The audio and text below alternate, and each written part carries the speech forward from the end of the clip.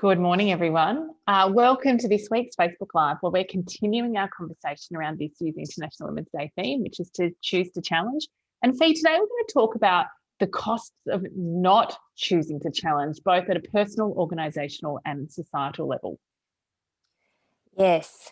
When we think about challenge, very often we're worried about what might happen. We've got a whole lot of stories running. We're thinking about, what might be at risk if we don't challenge. And yet we sometimes aren't weighing up the cost of not challenging. What's actually going to happen, for us and the ripple effect around us.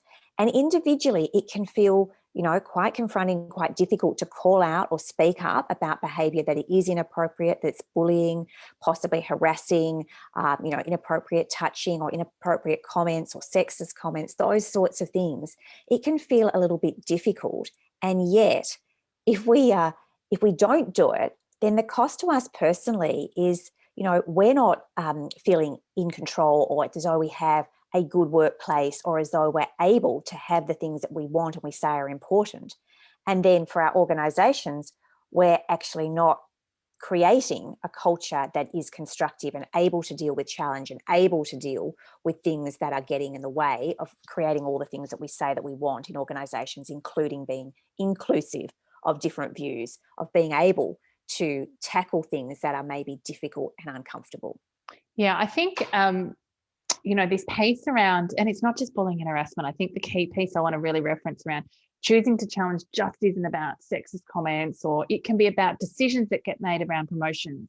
It can be challenging a comment. Again, I've been working with a client who is in a promotion pipeline at the moment.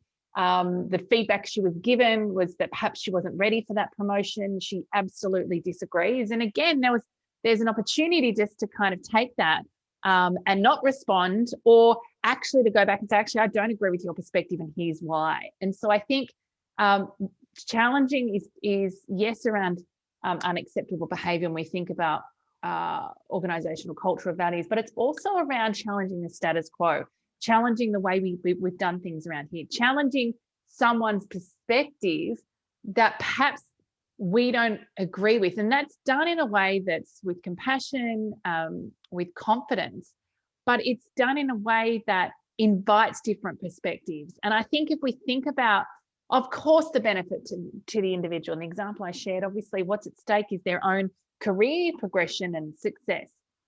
But if we then think about, and I share this often in when talking about negotiating salary with clients, is it's actually not just about your financial well-being and your reward and recognition. This is about you challenging the decisions that are being made in the organisation so that there's a mirror held up for everybody else in the organisation. Because if it's happening to you, it's likely that it's happening to someone else. And sometimes, if we're not conscious that, for example, salary decisions are being made with certain bias, or there's certain factors that are taken into account unconsciously in setting salaries for perhaps a female executive versus a male executive. If we don't challenge that, then that behaviour will just continue on auto loop. Whereas when we say, "Hey, actually, I don't agree with your perspective," or "Can we have a good conversation around this?" Immediately there's a mirror held up that says, "Oh, okay, well, I'm doing. That's what's happening here. Where else is that happening?" And that's just supporting other people, often leaders in the organisation, to shine a light of consciousness on a lot of behaviour that really just happens. We're busy. There's processes that we're supposed to follow in organisations. We just get on with it, and it just gives them the opportunity to check in and go, "Oh, maybe I could do something differently," or maybe we have been doing this in a way that's perhaps unfair. Yes, and those biases are often, that's the reason we have the term unconscious bias, is people don't know that they're holding them. So we see it in their behaviour, we see it in the way that they kind of agree to someone here getting an advantage, or, getting certain conditions, or having different pay structures. There's a lot of, deeply held ideas and loyalties about what's right and wrong. And sometimes people are on autopilot and they haven't questioned themselves, and they haven't questioned why they hold those beliefs or those ideas.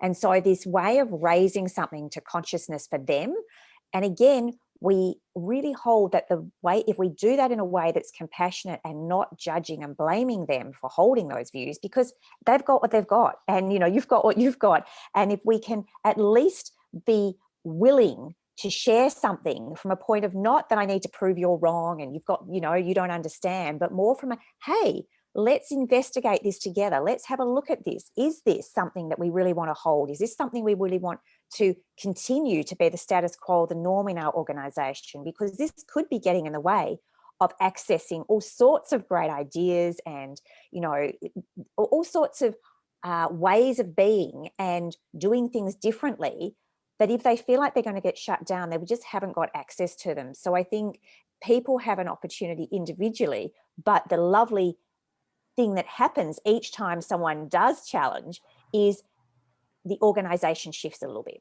Someone's perspective is opened up somewhere, and then conversations are had that wouldn't have been had before. And that goes on. More and more instances of that means that a new norm is established. And, the effect of that collectively, if that's happening in enough organizations, is societally, we're starting to have different conversations. And I'm certainly hearing little glimmers of that. Some of the things that we've seen in the last, few weeks, is that people are wanting to understand. So, I was speaking to a senior executive actually this week, or someone who, has worked in a very large financial institution here in Australia, and saying, it's not working the way we used to do it. I wish it was moving faster than it has. But on reflection now, I can say there were a lot of things that we weren't looking at and weren't listening to. And he's hopeful that in a way, some of the agitation that's currently present is going to propel leaders to think about things differently and to be prepared to question and challenge some of the default decisions that are being made. Yeah, I think it really talks to one of the key premises in, the book called Confidence around, understand yourself, unpack what's going on for you, change your relationship with confidence, step into the act of confidence that comes before the feeling of confidence, and then, go out and advocate and share and create a ripple effect, pay it forward. The orientation for the theme really comes from challenge comes change. And I think when we hold that, it doesn't have to be huge, big acts of confidence and huge, big change. Sometimes just asking a question that allows someone to reflect on a decision they've made, an action they've taken in a different way in and of itself can drive change through a system in terms of what comes next for them. And I think that's the potency.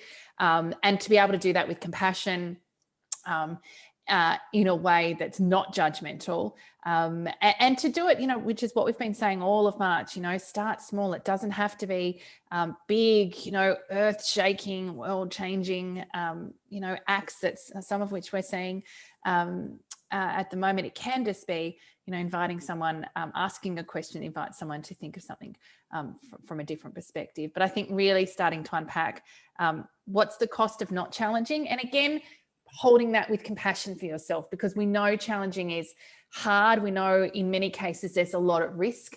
And so it's not easy to challenge. And there will be times when you may want to and you don't feel resourced to be able to do that. And that's okay as well.